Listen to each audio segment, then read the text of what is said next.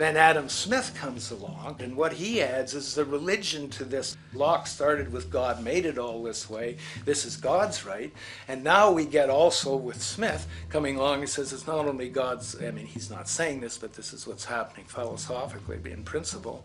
He's saying it's not only a question of private property, that's all now presupposed, is given.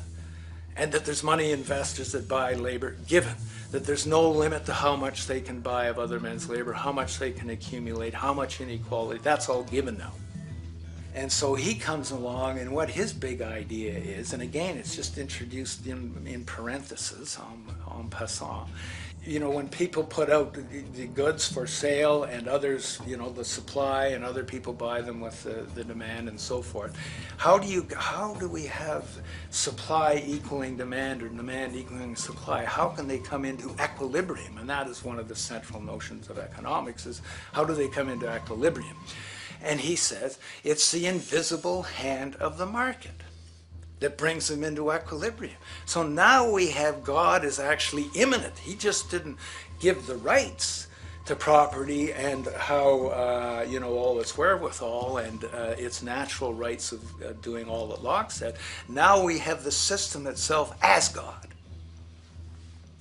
In fact, Smith says, when he talks, and you'll never find this quoted, you have to read the whole of the Inquiry into the Wealth of Nations. He says, the scantiness of subsistence sets limits to the reproduction of the poor, and that nature can deal with this in no other way than elimination of their children.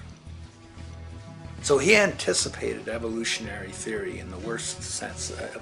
This is well before Darwin. And so he called them the race of laborers. So you can see there was inherent racism built in here. There was an inherent acceptance, life blindness to kill innumerable children. And he thought, well, that's the invisible hand making supply meet demand and demand meet supply. So see how wise God is. So you can see a lot of the really virulent, life-destructive, eco-genocidal things that are going on now have, in a way, a thought gene back in Smith too. When we reflect on the original concept of the so-called free market capitalist system, as initiated by early economic philosophers such as Adam Smith, we see that the original intent of a market was based around real, tangible, life-supporting goods for trade. Adam Smith never fathomed that the most profitable economic sector on the planet would eventually be in the arena of financial trading or so-called investment, where money itself is simply gained by the movement of other money in an arbitrary game which holds zero productive merit to society. Yet, regardless of Smith's intent, the door for such seemingly anomalous advents was left wide open by one fundamental tenet of this theory. Money is treated as a commodity in and of itself. Today, in every economy of the world, regardless of the social system they claim, money is pursued for the sake of money and nothing else. The underlying idea, which was mysteriously qualified by Adam Smith with his religious declaration of the invisible hand, is that the narrow, self-interested pursuit of this fictional commodity will somehow magically manifest human and social well-being and progress. The reality is that the monetary incentive interest, or what some have termed the money sequence of value, has now completely decoupled from the foundational life interest, which could be termed the life sequence of value. What has happened is that there's a complete confusion in economic doctrine between those two sequences. They think that the money sequence of value delivers the life sequence of value, and that's why they say if more goods are sold, if GDPs rise and so forth, therefore there'll be more well-being, enhanced well-being. We take the GDP to be basically our indicator of social health. Well, there you see the confusion. It's talking about money sequences of value, that is all the receipts, all the revenues that are derived from selling goods, and they're confusing that with life reproduction, so that you have built right into this thing from the beginning is a complete conflation of the money and life sequences of value. So we're dealing with a kind of structured delusion that becomes more and more deadly as the money sequence decouples from producing anything at all.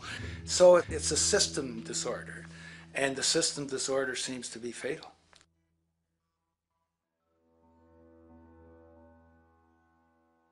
In society today, you seldom hear anyone speak of the progress of their country or society in terms of their physical well-being, state of happiness, trust, or social stability. Rather, the measures are presented to us through economic abstractions.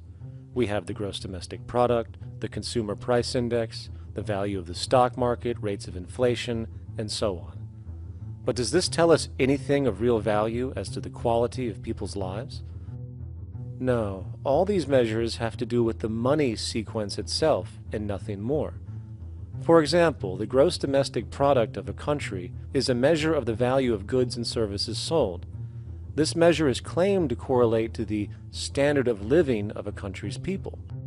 In the United States, healthcare accounted for over 17% of GDP in 2009, amounting to over $2.5 trillion spent, hence creating a positive effect on this economic measure. And based on this logic, it would be even better for the U.S. economy if healthcare services increased more so, perhaps to $3 trillion or $5 trillion, since that would create more growth, more jobs, and hence boasted by economists as a rise in their country's standard of living. But wait a minute, what do healthcare services actually represent? Well, sick and dying people.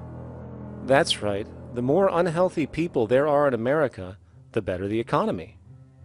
Now, that is not an exaggeration or a cynical perspective. In fact, if we step back far enough, you will realize that the GDP not only doesn't reflect real public or social health on any tangible level, it is, in fact, mostly a measure of industrial inefficiency and social degradation. And the more you see it rise, the worse things are becoming with respect to personal, social, and environmental integrity. You have to create problems to create profit. There is no profit under the current paradigm in saving lives, putting balance on this planet, having justice and peace or anything else. There's just no profit there. There's an old saying, pass a law, create a business. Whether you're creating a business for a lawyer or whatever. So, crime does create business, just like destruction creates business in Haiti. We have now roughly 2 million people incarcerated in this country, and of those, many of them are in prisons run by private corporations, Corrections Corporation of America, Wackenhut, who trade their stock on Wall Street based upon how many people are in jail. Now that's sickness, but that is a reflection of what this economic paradigm calls for. So what exactly does this economic paradigm call for? What is it that keeps our economic system going? Consumption. Or more accurately, cyclical consumption. When we break down the foundation of classic market economics, we are left with a pattern of monetary exchange that simply cannot be allowed to stop or even substantially slowed, if the society as we know it is to remain operational. There are three main actors on the economic stage: the employee, the employer, and the consumer. The employee sells labor to the employer for income. The employer sells its production services and hence goods to the consumer for income. And the consumer, of course, is simply another role of the employer and employee, spending back into the system to enable the cyclical consumption to continue. In other words, the global market system is based on the assumption that there will always be enough product demand in society to move enough money around at a rate which can keep the consumption process going. And the faster the rate of consumption, the more so-called economic growth is assumed, and so the machine goes. But hold on, I thought an economy was meant to, economize? Doesn't the very term have to do with preservation and efficiency and a reduction of waste? So how does our system, which demands consumption and the more the better, efficiently preserve or economize at all? Well, it doesn't. The intent of the market system is, in fact, the exact opposite of what a real economy is supposed to do, which is efficiently and conservatively orient the materials for production and distribution of life-supporting goods. We live on a finite planet with finite resources, where, for example, the oil we utilize took millions of years to develop, where the minerals we use took billions of years to develop. So, having a system that deliberately promotes the acceleration of consumption for the sake of so-called economic growth is pure ecocidal insanity. Absence of waste, that's what efficiency is. Absence of waste. This system is more wasteful than all the other existing systems in the history of the planet. Every level of life organization and life system is in a state of crisis and challenge and decay or collapse. No peer-reviewed journal in the last 30 years will tell you anything different. That is that every life system is in decline, as well as social programs, as well as our water access. Try to name any means of life that isn't threatened and in danger. You can't. There really isn't one, and that's very, very despairing. But we haven't even figured out the causal mechanism. We don't want to face the causal mechanism. We just want to go on, that's what insanity is, where you keep doing the same thing over and over again, though it clearly doesn't work. So you're really dealing with not an economic system, but I would go so far as to say an anti-economic system. There's an old saying that the competitive market model seeks to create the best possible goods at the lowest possible prices. This statement is essentially the incentive concept, which justifies market competition based on the assumption that the result is the production of higher quality goods. If I was going to build myself a table from scratch, I would naturally build it out of the best, most durable materials possible, right? With the intent for it to last as long as possible. Why would I want to make something poor, knowing I would have to eventually do it again and expend more materials and more energy? Well, as rational as that may seem in the physical world, when it comes to the market world, it is not only explicitly irrational, it is not even an option. It is technically impossible to produce the best of anything if a company is to maintain a competitive edge and hence remain affordable to the consumer. Literally everything created and set for sale in the global economy is immediately inferior the moment it is produced, for it is a mathematical impossibility to make the most scientifically advanced, efficient, and strategically sustainable products. This is due to the fact that the market system requires that cost efficiency, or the need to reduce expenses, exist at every stage of production, from the cost of labor to the cost of materials and packaging, and so on. This competitive strategy, of course, is to make sure the public buys their goods rather than from a competing producer, which is doing the exact same thing to also make their goods both competitive and affordable. This immutably wasteful consequence of the system could be termed intrinsic obsolescence. However, this is only one part of a larger problem. A fundamental governing principle of market economics, one that you will not find in any textbook, by the way, is the following. Nothing produced can be allowed to maintain a lifespan longer than what can be endured in order to continue cyclical consumption.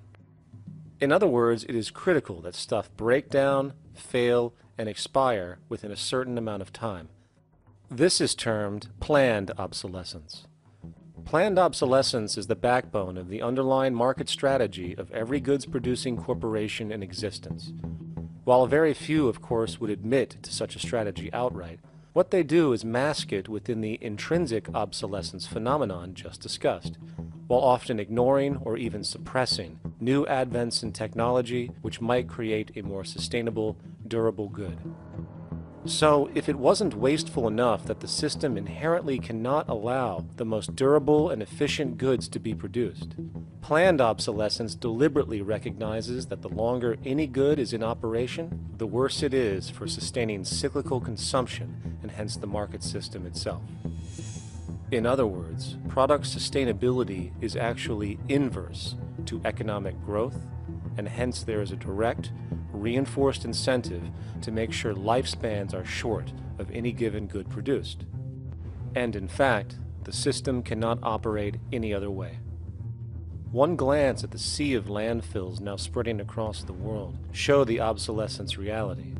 There are now billions of cheaply made cell phones, computers, and other technology, each full of precious, difficult-to-mine materials such as gold, coltan, copper,